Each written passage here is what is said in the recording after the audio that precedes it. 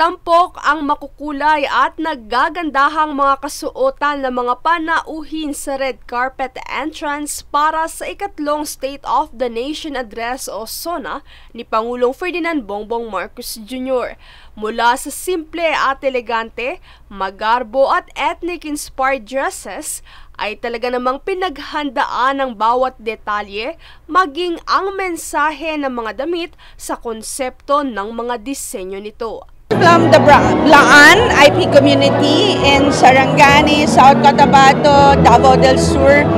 Actually, right now they're celebrating the Blaan Day in Shenzhen, so I wish them all a happy Blaan Day. Agriculture kasi abaka to eh. Taga Bicol ako, maraming abaka doon sa Bicol, so lalo sa Catanduanes, no, yun po yung ano. So ito pong ginamit natin, no. Kaugnay nito ay ilan sa mga nabanggit ng Pangulo sa kanyang talumpati, ang mga nasagot sa panawagan at inaasahang mabanggit ng mga senador, kongresista at iba pang panauhin. I'm glad that he focused on the poverty rate, because at the end of the day, that's what we're after, reducing poverty. Tutuwa tayo, alam niyo yung nangyayari sa agrikultura, so natutuwa tayo, binanggit niya yung mga pinaglalaban natin, yung pagtatayo ng mga kadiwa. No, bagamat sinabi niya, ipagpapatuloy, sana meron kasi tayong House Bill na final dyan, 3957, sana sinabi niya gawing priority, no, isama sa priority bill, no, para nang sa gayon, hindi yung nakadepende kung sinong administrasyon yung nandyan, no.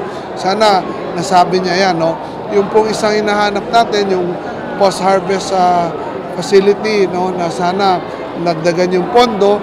Bagamat nabanggit niya na 900,000 yung mga binigay na mga farm equipment sa ating mga kooperatiba, sana lang simplihan, streamline, liberalize yung pag-avail ng mga ganito, no.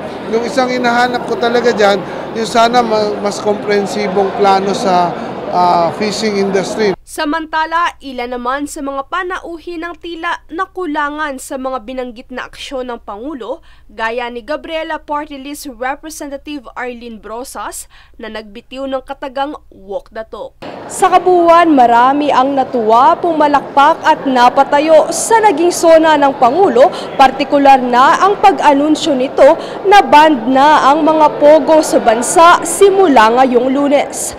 Mula rito sa lungsod ng Quezon, Princess Castro, nag-uulat para sa One Media Network.